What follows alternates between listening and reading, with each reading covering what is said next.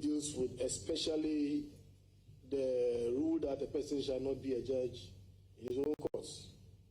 And from the cases of Attorney General versus Salah, Kwashi Island versus Akufo-Addo, Bosin and Apalu, and so on and so forth, all the way to the recent cases. You see that the issue GBA versus Ackaah and so on and so forth, and Urban.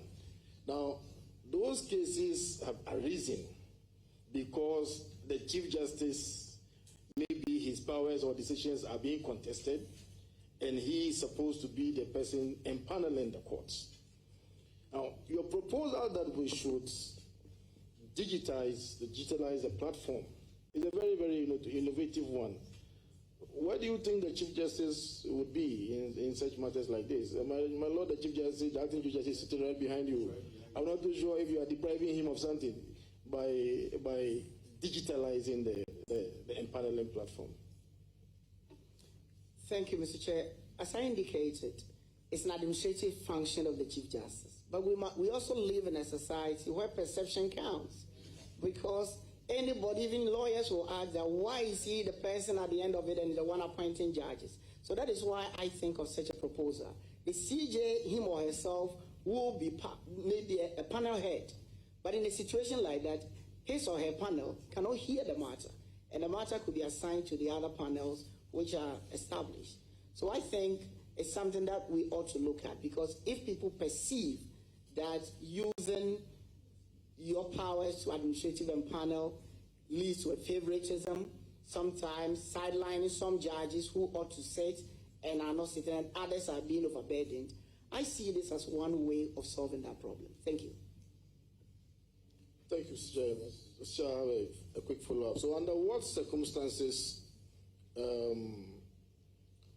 would you recommend that the Supreme Court, for instance, departs from its earlier rulings in respect of that subject matter, that if a statute says that the person should sit, the person should sit, the doctrine of necessity and all of that? Is there any other circumstances that you see that the Supreme Court can depart from that? Thank you. Sorry, is this in line with empaneling? That's correct.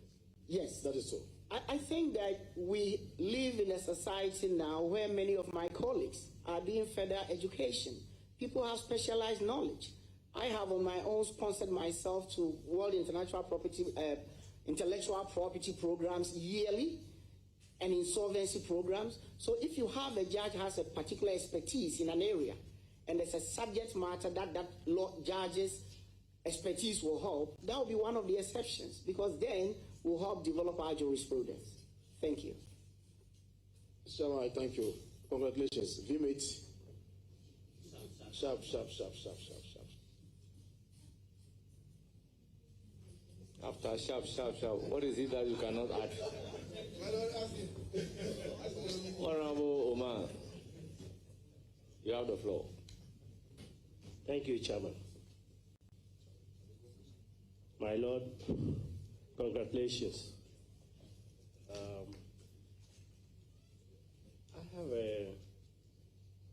My question is a reference to the constitutional review. At least we've had the Constitution since 1992. If you were to submit a question or a suggestion, what will you do? What will be the suggestion to the Constitutional Review Board?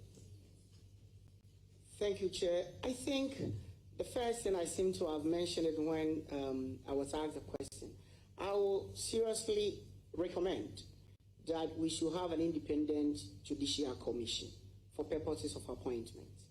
And as it exists in Kenya and other places, so that people who are qualified, be they sitting judges or those in private practice, can apply.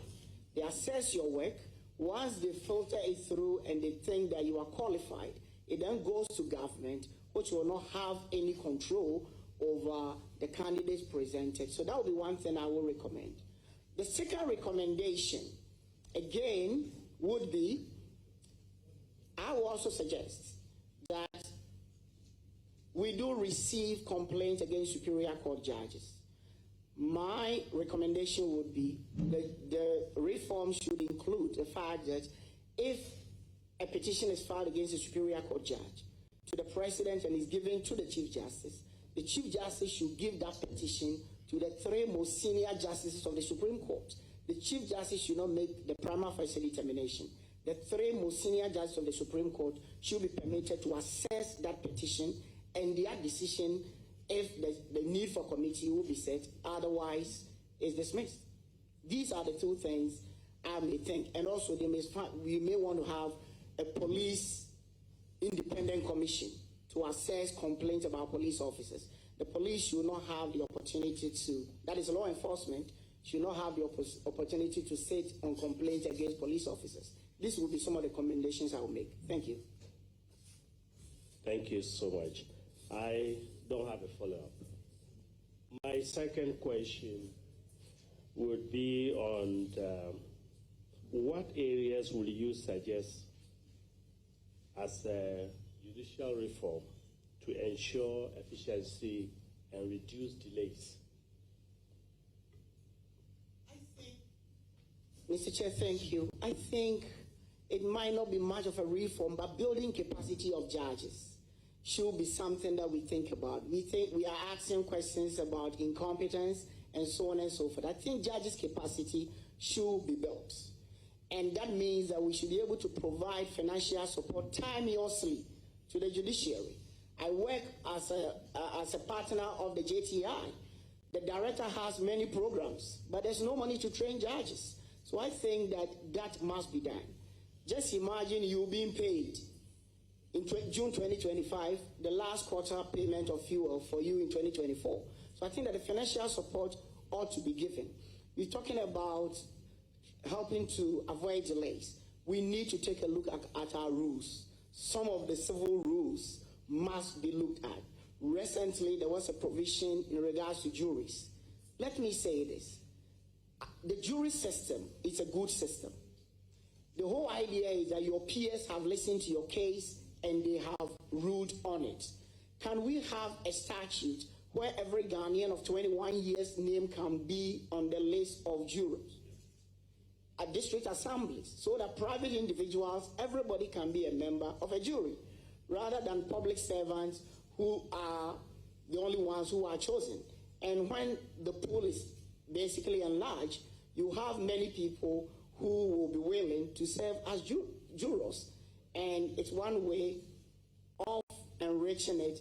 And let us have criminal matters day-to-day trial days, so that when we start a trial, you should not be dealing with a criminal matter with a jury from 2022 in 2025. Let's have a system where criminal matters we start and we can complete timeously. Thank you. Thank you so much. I think I like the jury system because I've ever served on the jury in the U.S. Jersey City. My last question has to do with this fear of tribunals. The NDC government wants to reactivate the tribunal, the government of the day. It's in the Constitution, but it looks as if it's not being used. One, it's here. It's 142. 142. Constitution is here. And I want to find out if it is legal, why do they have this fear? Thank you. Mr. Chair, the honorable member asking me to assess why people have fear. Fortunately, I will not be able to find out why people have fear. The reality is that it's part of the law. It has not been used for some time now. It is being set up to deal with, we cannot shy away from the fact that we have delays in our system. Is it being brought to help clear this delay? Is it being brought to be given specific jurisdiction to deal with certain matters? I think it depends on what is the policy rationale in wanting to bring this. If that policy rationale is anchored in law, I do not think that anybody would be opposed to it. Thank you very much. Thank you, my lord. I think it's coming to address the backlog and the delays. Thank you so much, and I wish you well. Congratulations. Honorable